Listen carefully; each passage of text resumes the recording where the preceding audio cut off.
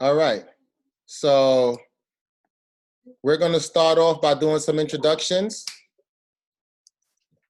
So I just want to introduce you guys who are online right now to our team. So team, first of all, I see we got some of our longtime customers on the line and a few other people who'll be joining. So I want to introduce you guys to our team. Staff, if you guys have the ability to take off show access to your video, please do that. I'd like to start off by introducing everyone to Dominique Brioche. Dominique, if you don't mind sharing with everyone who you are, how you're involved with us, and how long you've been involved, and all that good stuff. You know, and make sure to get dirty and go all the way back. Good evening, everyone. My name is Dominique.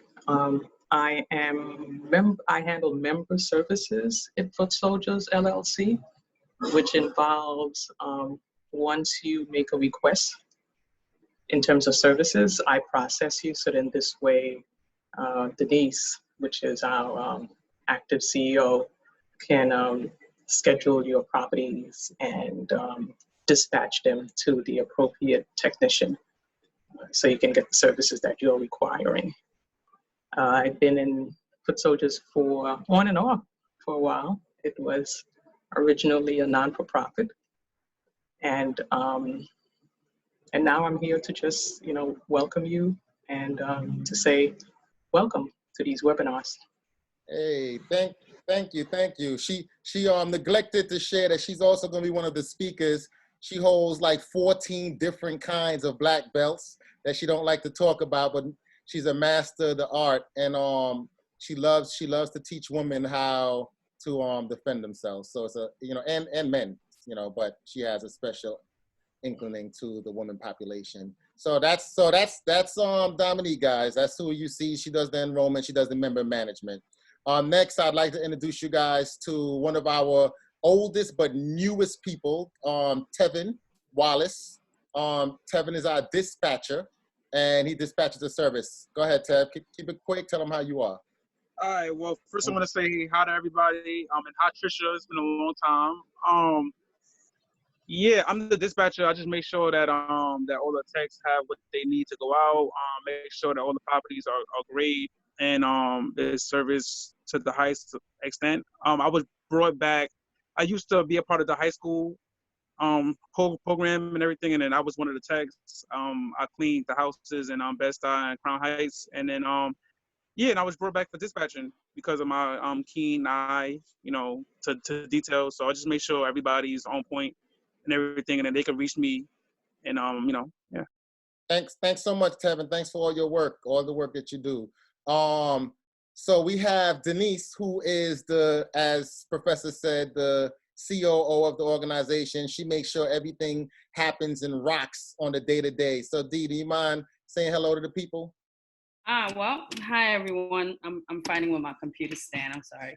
Hi, as Bus said, I am the COO, and basically what it means, I oversee the everyday operations of things, situations or issues with our members or contacting our members about things that we see, managing our staff day to day. Pretty much once you get set up by Professor, the next person you'll more or less deal with is me when it comes to servicing the properties and things like that, make sure you're all set to go. Thank you so much for your hard work that you do on a daily basis, Dee. I love your Foot Soldier shirt, bang, bang. There we go. So Danae, introduce yourself to the people, Danae.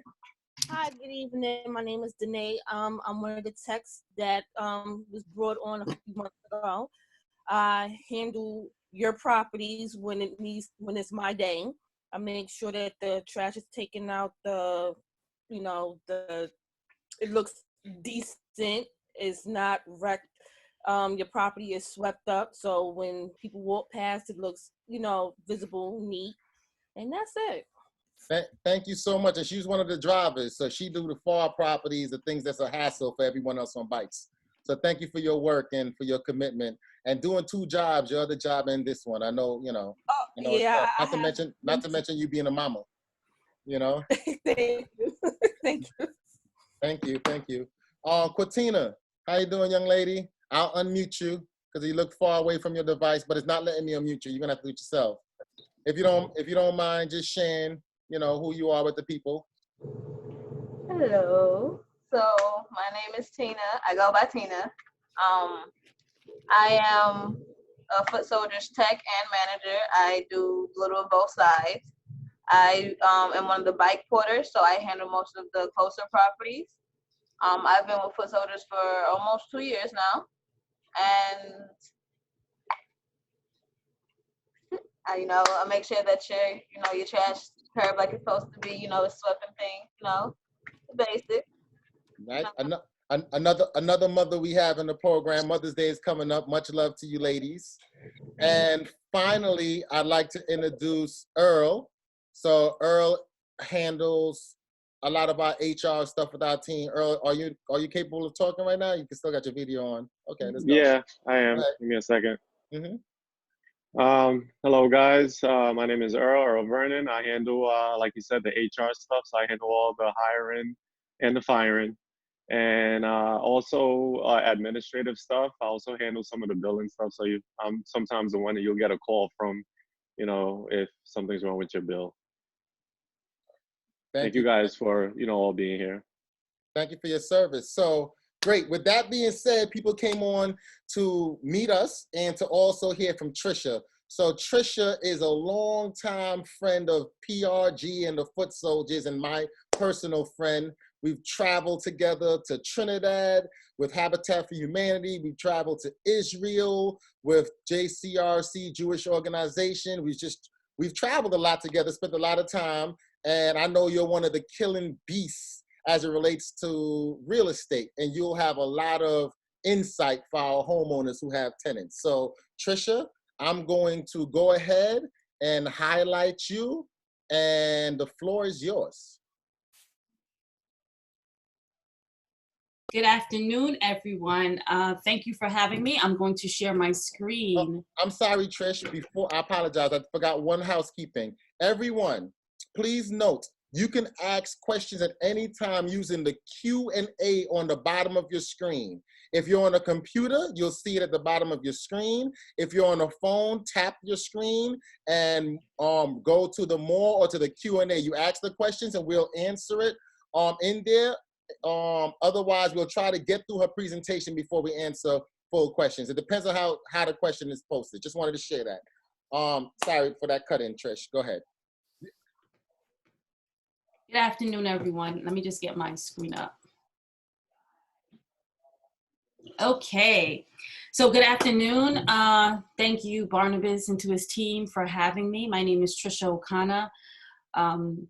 So we're going through a hard time with COVID. Hope all is well with everyone. Pray everyone is well. My condolences to anyone who have lost. And Barnabas asked me to do a homeowners and landlords activate your options because there are resources available for people who are homeowners and landlords, but what are those options and where do we find them? So I'm just going to tell you a little bit about myself. Sorry. My name is Trisha O'Connor. I am the global real estate and community educator and strategist. I'm a mother of 3. 21 plus years studying real estate, licensed real estate broker, licensed real estate instructor, Baruch College, co-chair of Community Board 17 Housing Committee, board member of the New York State Department of State Division of Licensing Service. That's the agency that makes the rules and regulations for all real estate agents. I am New York of the Week for New York One News. I am executive producing a YouTube station called the Real Estate Power Network, and I'm the executive director and founder of a nonprofit called the Real Estate Empowerment Coalition. So homeowners and landlords present Activate Your Options. So upon completion, we're going to learn about mortgage forbearance, foreclosure moratorium, New York State real estate agent guidelines, New York City property taxes, water and sewer, utilities, fair housing, and discrimination. I don't know everything, but I like to say that I know a lot of the resources and where to find them. So that's why it's called Activate Your Options, because I want to point you in the right direction of where can you find the assistance that you may need. So, you know, I personally have had people close to me who have passed away. I have a business that's been shut down for a while. I have 3 children. I have to homeschool while I'm running my business. And what I've decided is to just say life isn't about waiting for the storm to pass. It's about learning how to dance in the rain. So I'm taking classes 3 times a week. I'm teaching real estate as well. And I'm just trying to figure out, how do I make sure that not only do I come up afloat after COVID-19, but I perhaps come out even better. So that's what I put into this presentation. Okay, so the COVID-19 CARES Act mortgage relief started March 27th, 2020. It included mortgage forbearances and foreclosure moratoriums. So the first thing is a couple lessons you need to know. One is loan servicer. These are a couple keywords. I hope everyone taking lots of notes because we're going to have a lot of lessons. As an educator, as a real estate educator, I'm always teaching. Loan servicer is the person who is the entity that's on your mortgage statement. So when you open up your mortgage statement, that's the person who's servicing your loan, almost like a mortgage, almost like a property manager. They don't own your loan necessarily, but they're the ones who are calling you, who, if you have any questions, that's who you speak to. Mortgage investor is the one who owns your loan. Now, forbearance is a method where you can pause your payments for a limited time. It does not forgive your payments. It does not get rid of them. There is an end time for them, but it's a pause on it. A lis pendens is when you can lose your home, and you know it's a lawsuit that the court can file, that the mortgagee can file on your property because you have not paid your mortgage. Judicial foreclosure, every state, all 50 states are judicial foreclosure states. Some states are non-judicial foreclosure states. A judicial state means that they have to go through the court in order to foreclose on your property. They can't just, you know, kind of 2 weeks later say, hey, we're going to take your property. They have to follow the court proceedings. Now, I bring this information up because I just want you to understand going forward what we're going to be talking about. So I'm going to give you a little synopsis of what is happening with the mortgages and the foreclosures right now. But once again, I encourage every single person, whatever I say to you, to write it down and do more research. Even when I teach classes, I always tell people, take everything I'm saying and do more and more research on it. And also I'm going to tell you where you can find more information. So there are many people who can't pay their mortgage right now, right? They can't pay their mortgage because, you know, their income decreased, or you know, they were completely laid off, and they're saying to themselves, well, I can't make my monthly mortgage payment. What am I going to do? Well, the governor put a mortgage forbearance moratorium up, where you have an up to 180-day pause on your mortgage payments, which means that you can not pay your mortgage for those days. And if you need additional time, you can go for an additional 80 days if needed. You have no late fees, no penalties, and it will not be reported to your credit agency. You don't need any documents, but you have to still understand that interest is still accrued on the principal. This is very, very, very important because the bank is going to still be making money, period. The bank is still going to be making money when it comes up. Possible options after foreclosure, you have a lump sum, a payment plan, loan modification, or a second lien, which is a partial claim, and FHA only. So a lump sum being you will have to, after the forbearance is over, you may have to pay all the money up at once, right? After that, or you may get a payment plan. Payment plan being that they'll work it out for you, or a loan modification. Loan modification means they bring down the interest rate, or they can just redo the loan to help you amortize it. There's a second lien called a partial claim, which is an FHA only. And in the second lien, what they'll do is they'll put whatever you missed onto the back end of the loan. There is bills being passed in order to make that across the board, but right now it's only FHA. Keep in mind that these options are not offered to everyone. It's based on your personal situation. The foreclosure moratorium, close of courts right now. Once it opens, it opens.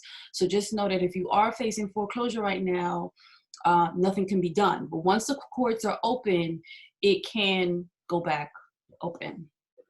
And I see a spelling error right there. Sorry for that. Also, banks, if you do miss your payments, they cannot file a list pendants on your property just yet because the courts are closed. Now, the eviction moratorium, rents are not paused or canceled. So a lot of people were listening to things on the news and thinking, okay, I don't have to pay my rent. No, it's not rent or canceled. Rent is still due. What is closed is the courts are closed for evictions only, right? Courts are still open via Skype for illegal lockouts, tenant harassment, emerging repair issues, code violations.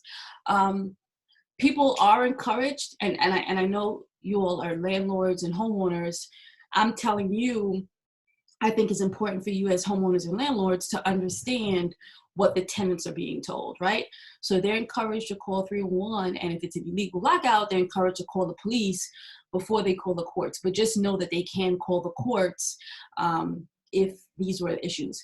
Now, some people will be doing this because they want their rent. So when they're not getting the rent and they can't help pay their own bills, they may go forward and start doing some of these things. So these are what the tenants are being educated on, like I said. So I believe that the landlord should be educated on what the tenants are being educated on, so they don't make the wrong decision in need or not just understanding. Once again, once the court opens, it opens. So there are no evictions going on now, but once the court opens, they will be able to do that.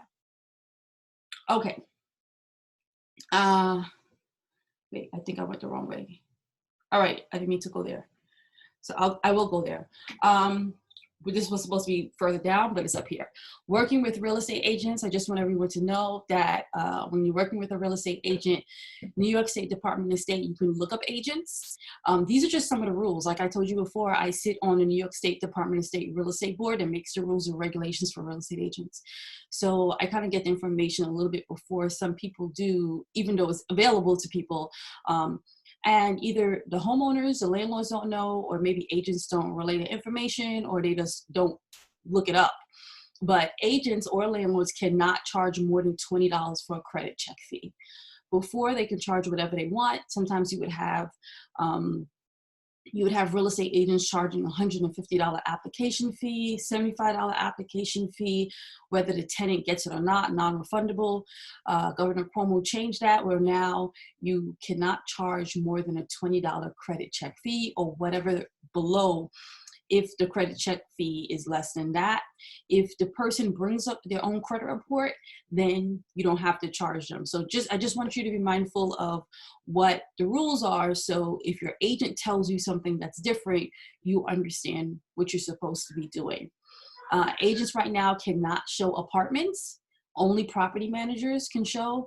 In order to be a property manager, you have to be a real estate broker. So it's not a special license. But if that person is if that person is your property manager managing your property, then they can show. But if it's just an agent showing and they don't have a management agreement with you, they're not allowed to show it. Virtual tours are allowed.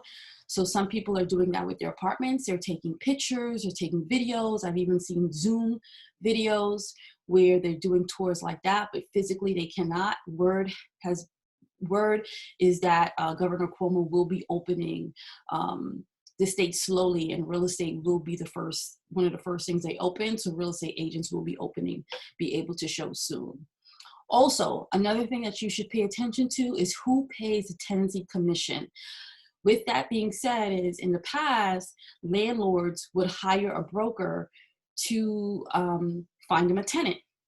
And when the broker found a tenant, the broker would charge the tenant the commission fee 3 ways: first month rent, security deposit, and broker fee. The law also, Governor Cuomo passed, where they can no longer charge the tenant the commission. The landlord would have to pay the commission. A couple of real estate associations filed a lawsuit, so there is a restraining order lifted where the tenant can pay right now, but I believe it's in June, they're gonna go back to court, or September, they're gonna go back to court, and they're really pushing where landlords are gonna have to pay the commission, or if the tenant is supposed to pay the commission, it's because the tenant is the one who actually is hiring the agent. But normally, when a landlord has an empty apartment and they hire a real estate agent, they're to find them a tenant, they're the one hiring them. Please also note this form here. This is a New York State Department of State Division of Licensing Service, New York State disclosure form for the landlord and tenant. There's also one between buyers and sellers. This is not a contract. Any real estate agent that you come in contact with, they're supposed to give you this form and disclose to you who they work for, whether they work for you or they work for the other party. And the other party has to sign this too. So any single person that a real estate agent comes in contact with has to sign this. This also makes you be aware whether they're working for both people as well, because if you notice closely, there's a part that says dual agency. The other thing I want to bring up is fair housing and discrimination. And a lot of this stuff is stuff that we may already know, whether we follow the laws or just ethically, we know how we perform when we do our business. However, there's a lot more new laws that's taking place. So fair housing and discrimination is becoming a big thing within the state, and there's a lot of violations. The New York State Division of Human Rights and Fair Housing, the New York City version of that. I was in a meeting the other day, and they're issuing a lot of violations, not just to real estate agents, but to homeowners as well. So if you are a homeowner and your agent discriminates, or you discriminate, or someone thinks that they're being discriminated on, and they call these agencies really back them up. And, I've seen it get as far where it can be a whole lawsuit with liens on the property because someone feels that they could be discriminated. So it's important to know what are protected classes. One thing that I can tell you for sure is a protected class is lawful income. Lawful income is definitely a protected class. You cannot discriminate against someone as long as they have lawful income. What does that mean? So if someone comes to you with a housing voucher, legally you're not allowed to discriminate against them as long as what they have qualifies. If they do have to have a portion, you could do a credit report on them, but you can't say I'm not taking it because they are a government program. So just be mindful of the different classes of protection that are happening and what do they mean, because like I said, the advocacy groups and the government agencies are making a really big thing on educating consumers and tenants and just the community on what do things mean. Okay, so I want to give you some mortgage tips, right? I spoke to you about some of those things that you should be looking out for, the mortgage forbearance and also the foreclosure moratorium. So what do all of these things mean? Well, here are some mortgage tips, right? So many of you may have some tenants who have not called you for the rent yet, or they don't have all of it. So, or you may have an empty apartment and you're thinking to yourself, well, how am I going to get it rented? At the end of the day, you still have a mortgage you have to pay. Well, here's a couple tips. One, do not just stop paying your mortgage. I've heard so many people who hear mortgage moratorium and they just stop. No, a forbearance is not automatic. Remember what a forbearance was when we talk about the key terms. Forbearance means that we can pause our mortgage for a time, right? So it's not automatic.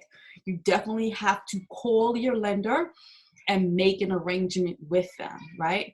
You also have to call your servicer and find out what your options are and get everything in writing.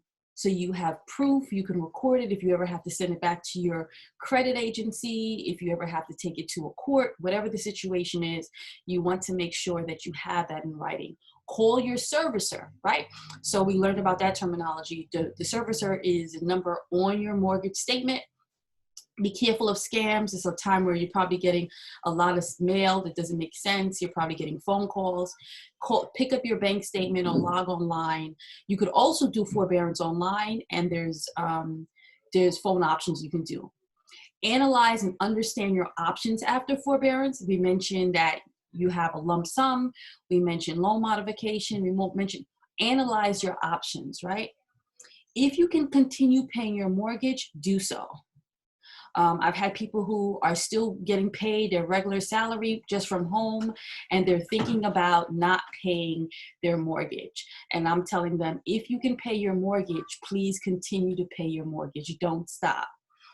Also, you should know what kind of loan do you have. Do you have an FHA, VA, USDA, Fannie Mae, Freddie Mac? That makes a difference because only government-backed loans are included in this forbearance that was put in place. However, if you do have a private mortgage, you should call them and see what their options are. But just know that only the government loans are included.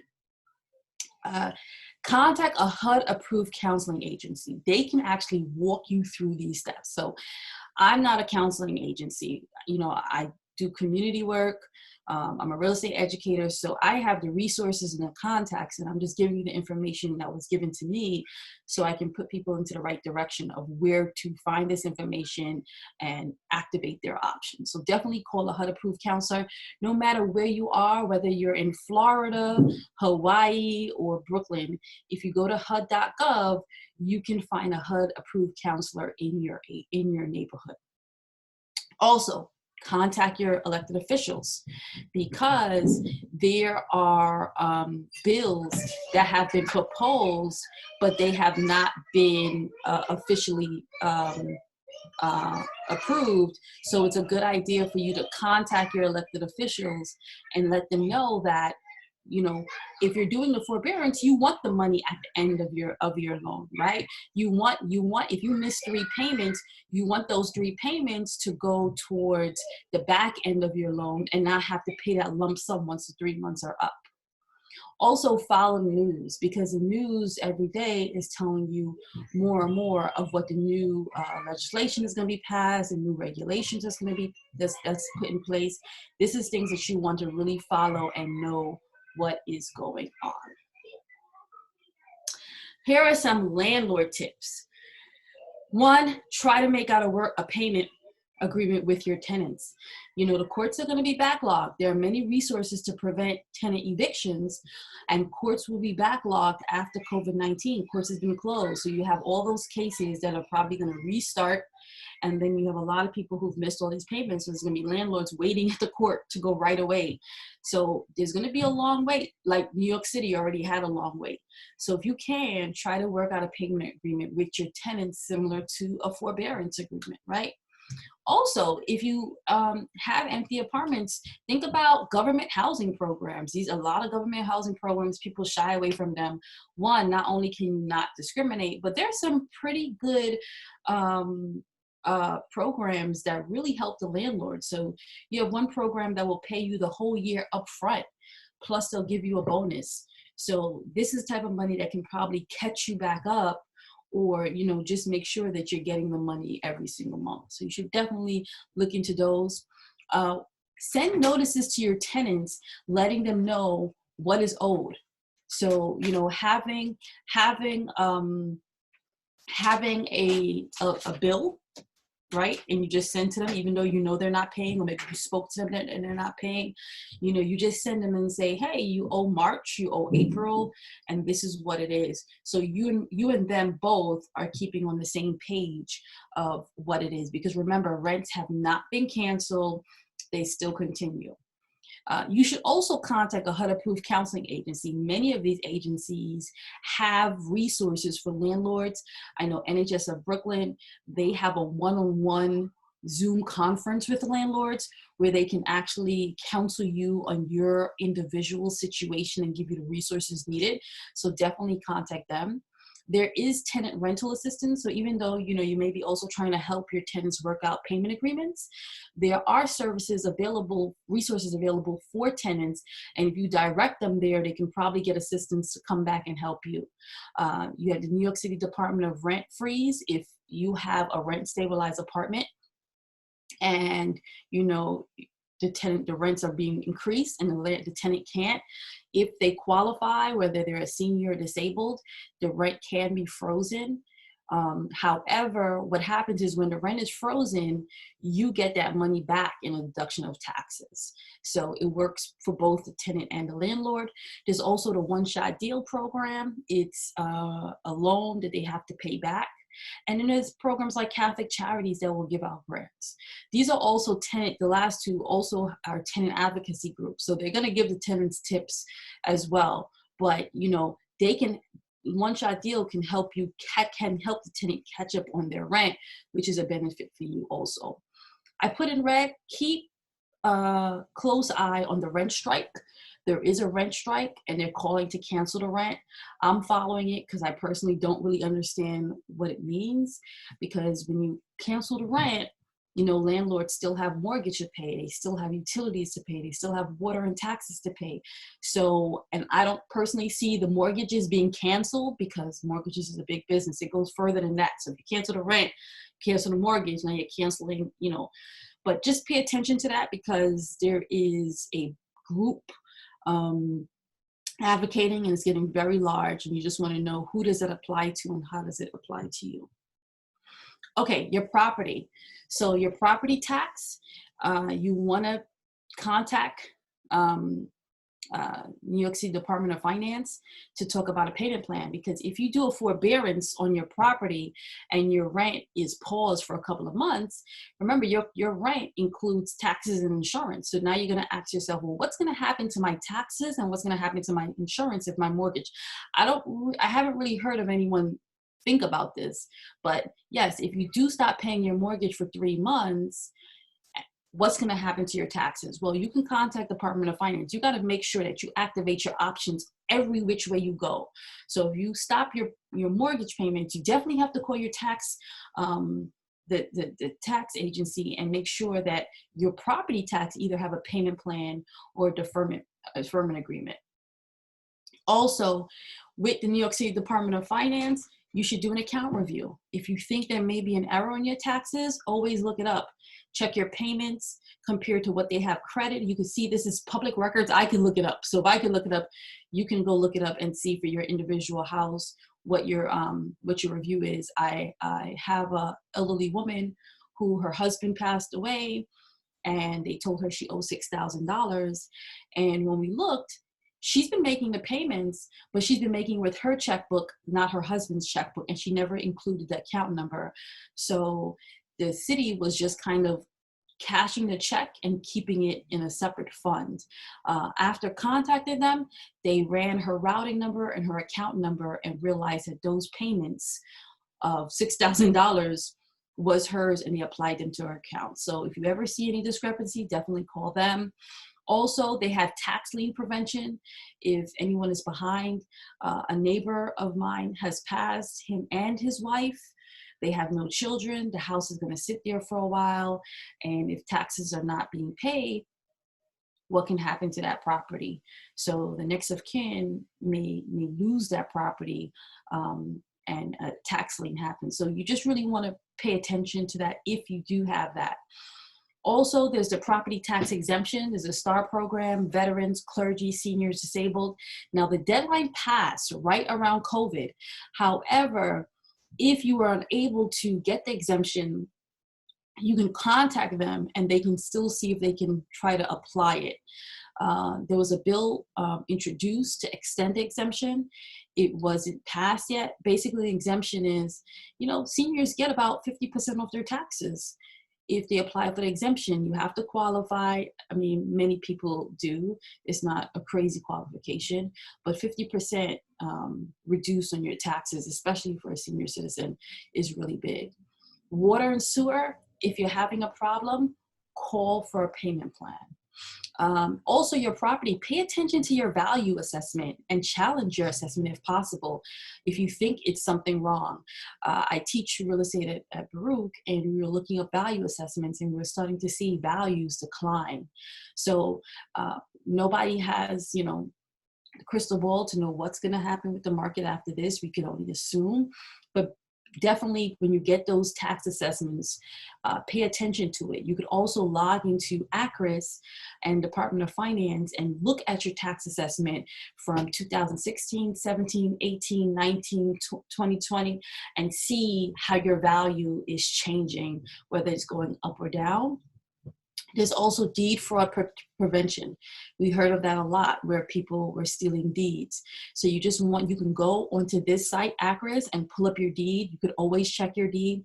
There's also a system where you can do an alert that if anything gets, any property records change, you can put in, and they will email you or mail you a letter to tell you something has been changed or recorded on your property records, which is something you always want to know sooner than later. Because if you buy a house and you don't transfer that title for 30 years, then for 30 years, it could have been sitting in someone else's name or a lien or issue. So you always want to know right away to resolve it right away. Utility companies, call the utility company for options. They do have options. From what I understand, they're not shutting off anyone's, electricity. You just have to call them and work something out. Okay, I do have some upcoming webinars that I'm hosting. If anyone wants to learn more about real estate, I'll be doing that tomorrow. There's some people who want to get a real estate license, or people who just want to know more of property insurance, property title, the mortgage aspect, everything you want to know. I teach 2 courses at Baruch College.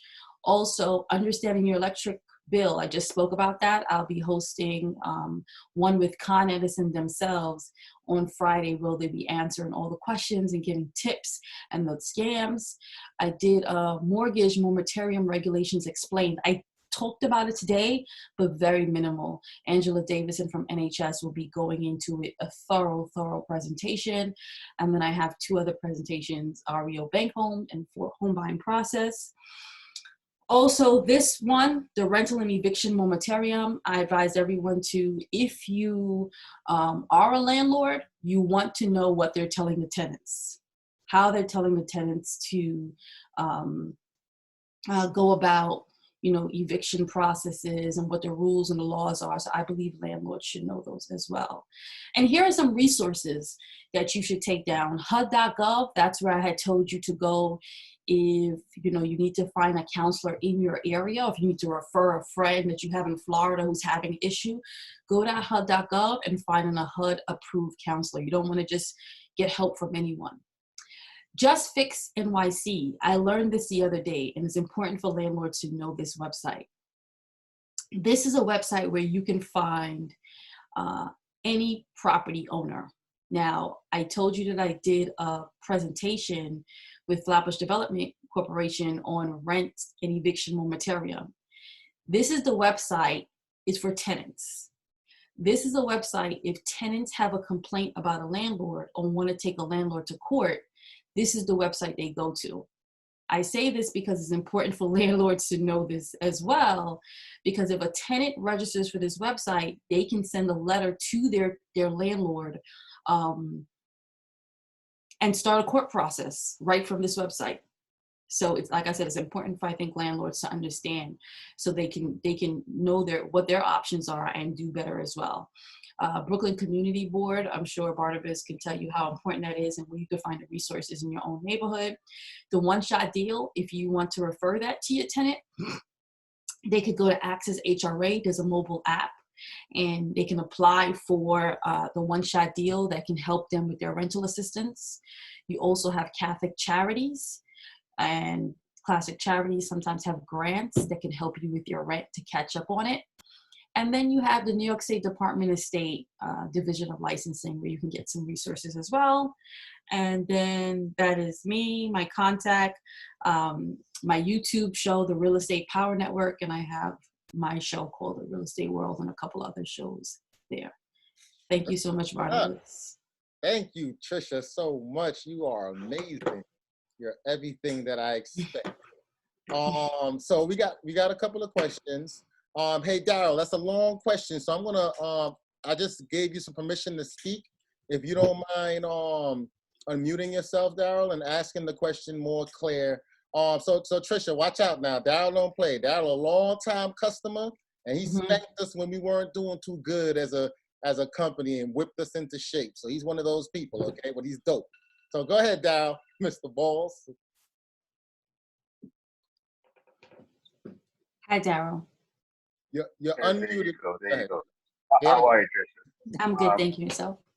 Wonderful, wonderful. So I have some properties that I manage or own in Brooklyn, and so you have a 4-family that is governed by Housing Preservation and Community Preservation Corporation, and so they have their own guidelines, but they have their rent stabilization. Then you have a couple of 2 families that are outside of that um, guideline.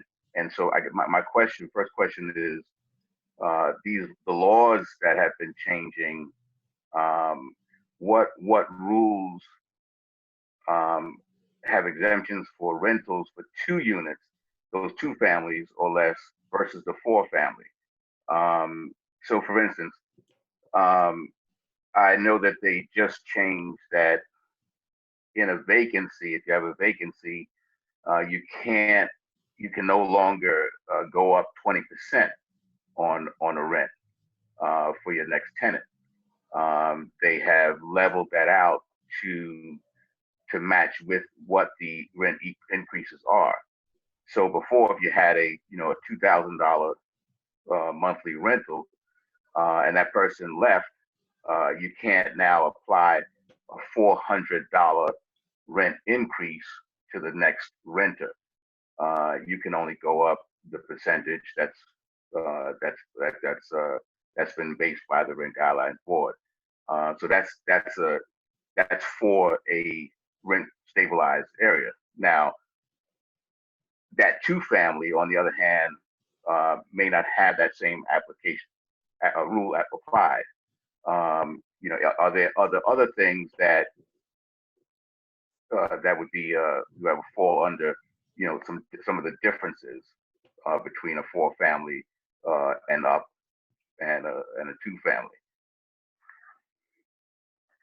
When you say differences, you mean as far as increasing the rent for the tenant, or what?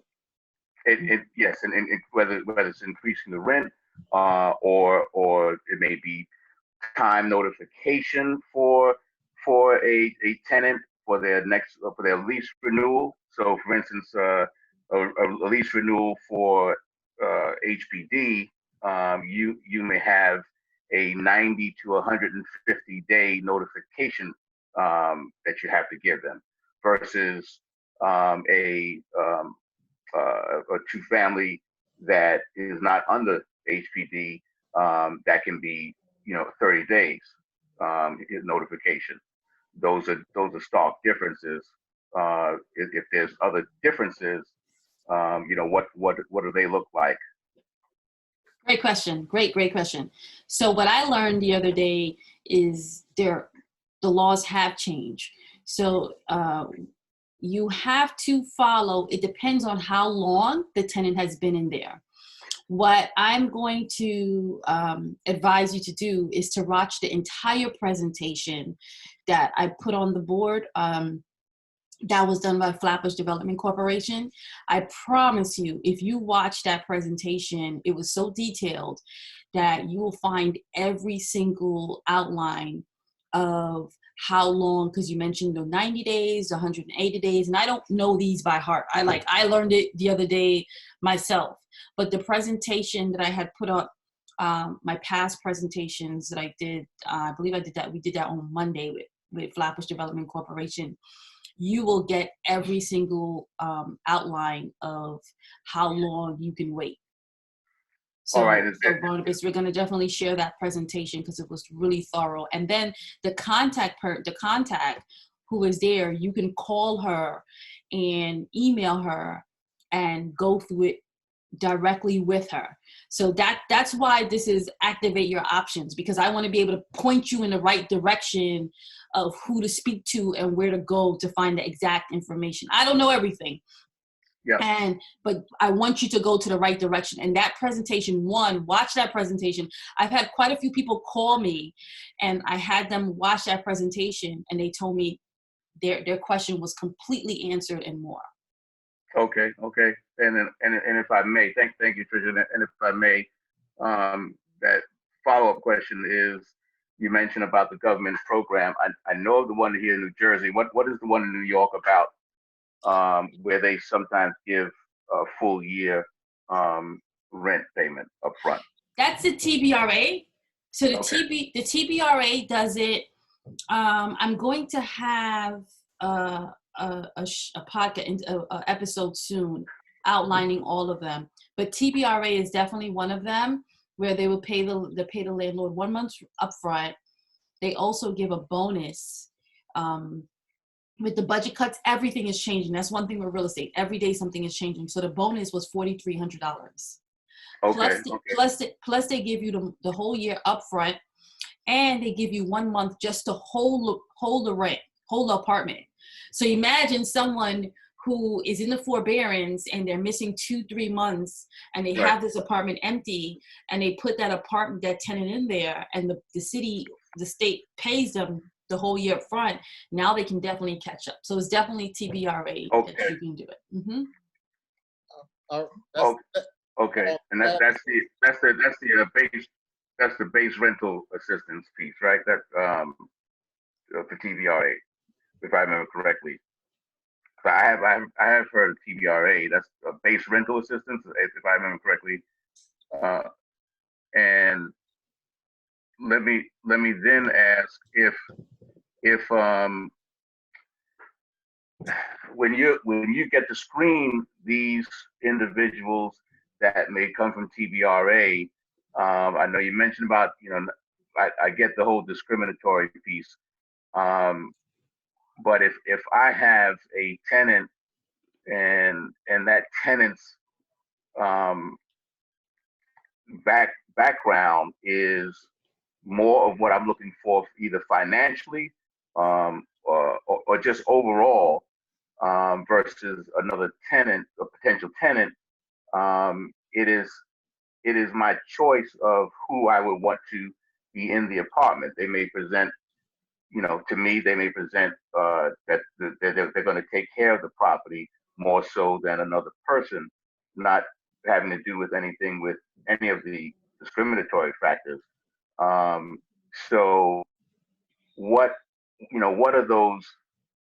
I know you outlined some of the bullet points about discrimination, but let me give you an example. If I have a tenant who, in particular, that we're looking at COVID-19, so now I'm looking at tenants that may have essential work credentials, essential job credentials, so that should anything like that come along, then at least I know that they're going to have their job more likely to be intact than somebody who is a Mr. Walls, I think you're breaking up. Trisha, is he breaking up to you also? He's breaking up. Yeah, try to move your phone. But I think I get his question. Go ahead, Trish. Yeah, we can't hear you anymore, Mr. Right. We can't hear you anymore. I'll type it and come back. Okay, Trisha, go ahead and answer the question to the best. You just have to be very careful if you feel if the potential tenant feels like you discriminated on them because the woman is pregnant, or because she's single and she doesn't have a husband and she has children. If she feels that you discriminate, I mean, there are some landlords and property managers who will boldly say, I don't want anyone with children, or I don't want anyone that's pregnant, or I don't want to have to deal with those situations. So those people automatically, they've put themselves in trouble. But you're free to choose who you want. it just comes back to the manner of that, you know, you can show 5 people an apartment and, you know, you do have somebody who's qualified and then you don't take them and then you leave your apartment empty until you find the right person that you want. You just have to be very, very careful. Also know that there are testers. And I say that because the Department of Human Rights and Fair Housing, they're taking a really big lead on this. So they are sending testers. But just know that, yes, you are free to choose who you want for your apartment as long as it wasn't based on race or any discriminatory view. All right, Trish. So I have another question from someone for you, right? So Pamela, one of our old school clients, she came on when we started. She wants to know, is it true that you must return a tenant's security deposit within 14 days after they move out? Yeah, the law has changed that they are saying that you have to. What here, the bad made it worse, made it bad for us, right? So there are landlords who would take the security deposit and never give it back. I've had many tenants say they've never received their security deposit back, or they're waiting for a new tenant to come in and give them the security deposit and put back because they were commingling the money. So yes, the law is changing, but like I said, it is going to be changing every single day. The good thing, in my opinion, is that they're looking to put an insurance in place, a security insurance, where the tenant has to pay into this insurance and let the landlord know that they have this insurance. And then when the tenant moves out, forget wear and tear, if there's any damages, the insurance would have to pay out. And just like car insurance, if they have a history of always having to put in a claim because, you know, they broke the door or they punched the wall, then the next time they go for insurance, the insurance is going to be higher or the deductible is going to be higher. But yes, from my understanding, the law has changed where it has to be within 14 days because the way the government is saying is that's not your money anyway. That money should have been left in a separate account. So once the person moves out and you inspect the property minus the wear and tear, if there's any issues, there shouldn't be any problem to give them back their money. Trisha, wow, you've been so helpful with your information today, and I want to tell you thank you. We have 2 more minutes. If anyone has a question as it relates to real estate, Trisha is the person that you want to ask that question to, because I think after this call, she's gonna be $125 an hour. I'm gonna take my 10%, Trish. I'm there for you. But she is amazing, and although she says she doesn't know everything, she knows where everything is. And can definitely point. So right now, Trish, it looks like this is it for the questions. I want to thank you for your time. Thank you. I have a real estate exam I have to go. Give my students right now, their final exam. Nice. There you go. Listen, you always show love. You always are here for people. Thank you. You show love to your community.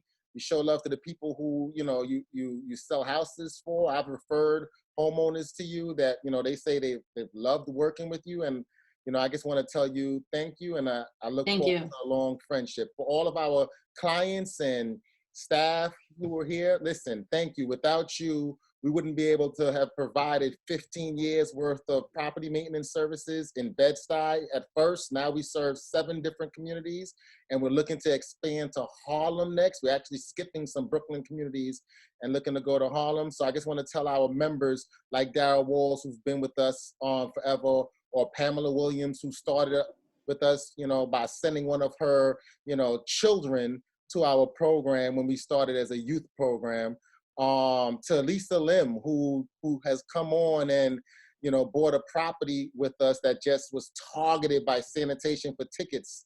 And the way we provide our services, we've been able to help her handle those situations, and you know, the host of other people who are here. So I just want to thank everyone for your time. I want to keep it an hour, as we said. Next week session is aromatherapy for your home. You're coming into the summer season. We're dealing with rodents, insects. We're dealing with different things that you need that can enhance your home through aromatherapy. So we have Erica coming on to do a session on aromatherapy. So you guys, log on to our site again to schedule, and I look forward to seeing everyone. Thank you all for your time. Thank you. And God bless you all. Thank you.